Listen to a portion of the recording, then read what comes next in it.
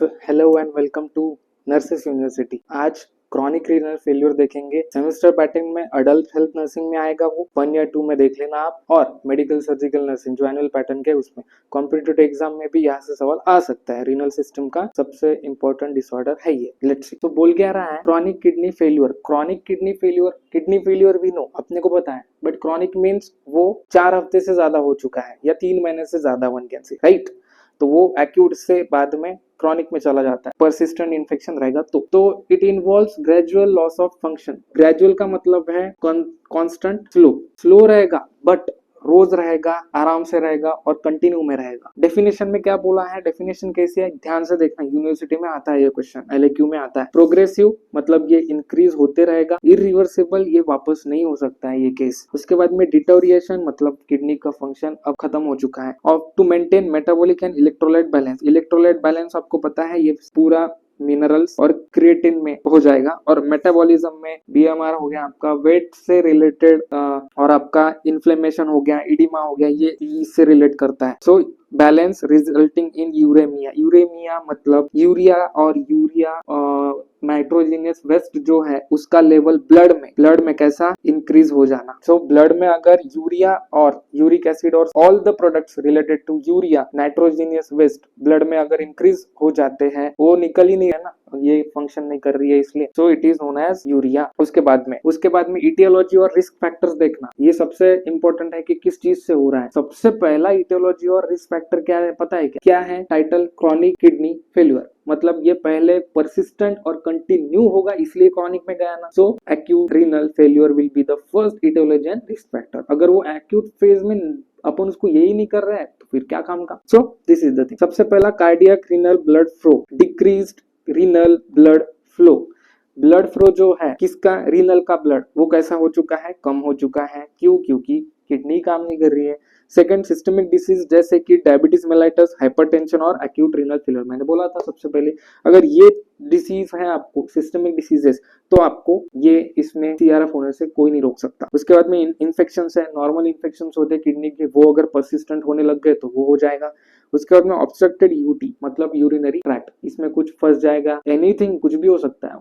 अगर वो pathway block कर रहा है तो किडनी पे प्रॉब्लम आएगा। उसके बाद में एनवायरमेंटल एजेंट्स में लेड, मर्क्यूरी और क्रोमियम, ये 3 चीजें किडनी को हार्म करती है, इतना याद में रखो। ये थे इटियोलॉजी और रिस्क फैक्टर। ये फैक्टर्स के वजह से या तो ये होगा, और हुआ है तो इन चीजों के वजह से हुआ है, इतना याद में रखना। आगे बढ़ते हैं। तो आगे पैथोफिजियोलॉजी की, ये इन्फेक्शन होता कैसे। ये सबसे पहले अपने को पता है कि पहला वही होता है ड्यू टू इटियोलॉजिकल फैक्टर्स कुछ भी हो सकते हैं, अपने पहले ही देखा था। इटियोलॉजी और रिस्क फैक्टर्स में कौन सा होता है, सिस्टमिक डिसऑर्डर्स है, हाइपरटेंशन है, डायबिटीज मेलाइटस है, और various infection, urinary tract infection सबसे बेस्ट एग्जांपल है। और एक्यूट रीनल फेलियर ये सबसे बड़ा रिस्क फैक्टर है अगर इसमें क्रॉनिक में अगर वो चला जाता है तो। उसके बाद में डिक्रीज जीएफआर, ये ऑब्वियसली डिक्रीज रहेगा अगर ये फिल्टर ही नहीं हो रहा है, किडनी फंक्शन नहीं हो रहा है, क्योंकि यूरिन फॉर्मेशन का फर्स्ट स्टेप है ये ग्लोमेरुलर फिल्ट्रेशन।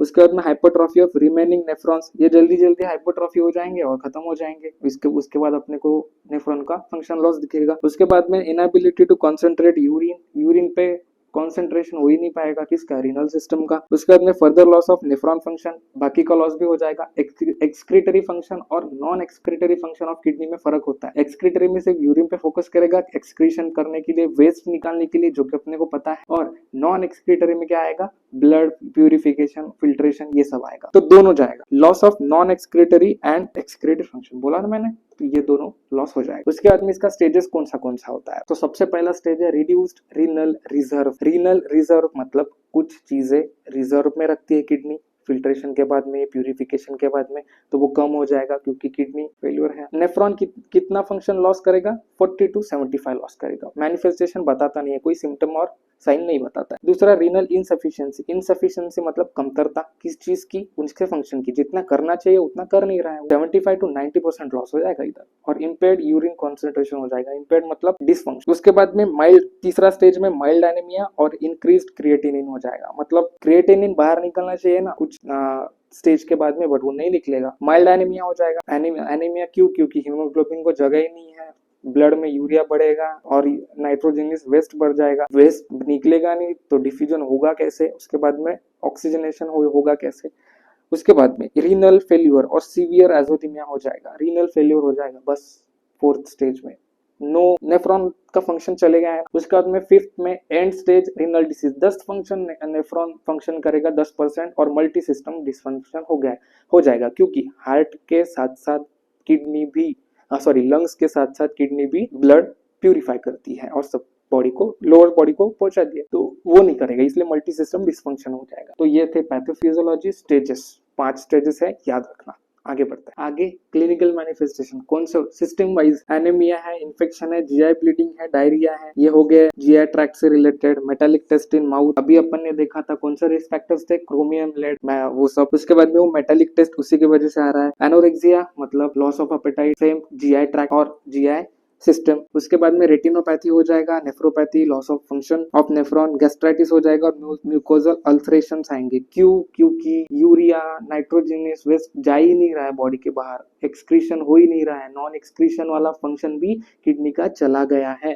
प्लूरल एफिजन और डिस्निया आपको ब्रीदिंग में तकलीफ देंगे। सो ये सब थे anaemia, infection, clinical manifestations of chronic kidney failure. कौन सा डायग्नोस्टिक इवैल्यूएशन करेंगे, और ये सब सिस्टम वाइज है, आप सिस्टम वाइज लिख सकते हो। स्टार्टिंग विद टीएनएस, क्या हो जाएगा उसमें, नौशिया, वोमिटिंग, उसके बाद में रेस्पिरेटरी, उसके बाद में सीवीएस, उसके बाद में इंटेग्यूमेंट्री, स्किन, उसके बाद में अपना रीनल। तो ये सब उसके हिसाब से भी लिख सकते हो और लिस्ट भी बना सकते हो, कोई प्रॉब्लम नहीं। ये बनाओगे तो अच्छा रहेगा और प्रेजेंटेबल रहेगा, दिखेगा। डायग्नोस्टिक इवैल्यूएशन में आपको हिस्ट्री कलेक्ट करना है। हिस्ट्री किस चीज की कलेक्ट करना है आपको, history intake and put chart, वो सब देखना है। फैमिली हिस्ट्री है क्या देखना है, उसके बाद में प्रीवियस हिस्ट्री है क्या वो देखना है, और ये यूरिन से रिलेटेड क्या है वो सब देखना है। फिजिकल एग्जामिनेशन में आपको रीनल, आपको स्किन, आपको स्वेलिंग और कौन सा ऑर्गेनोमेगली और स्वेट पूछना है कि कौन सा स्मेल आता है, कैसा क्या। सीरम कल्चर में आपको सब क्रिएटिनाइन, यूरिक एसिड, यूरिया, वो सब दिख जाएगा। सिटी स्कैन, किडनी से रिलेटेड कोई स्ट्रक्चरल एनाटॉमिकल प्रॉब्लम है या नहीं है।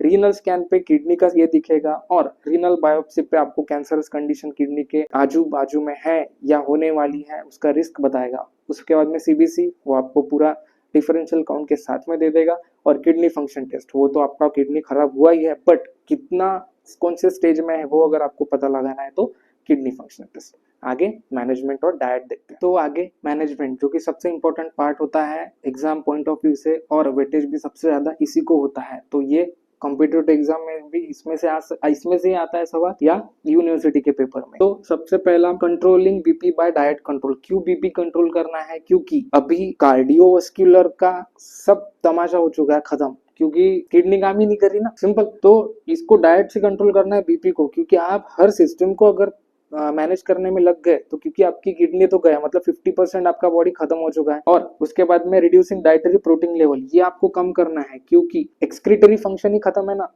वेस्ट बाहर ही। प्रोटीन अगर ज्यादा बढ़ाओगे तो ये नहीं, ये डाइजेस्ट करने को, एब्जॉर्ब करने को, एसिमिलेट करने को बहुत प्रॉब्लम जाएगा, इसलिए खुद ही कम कर देना।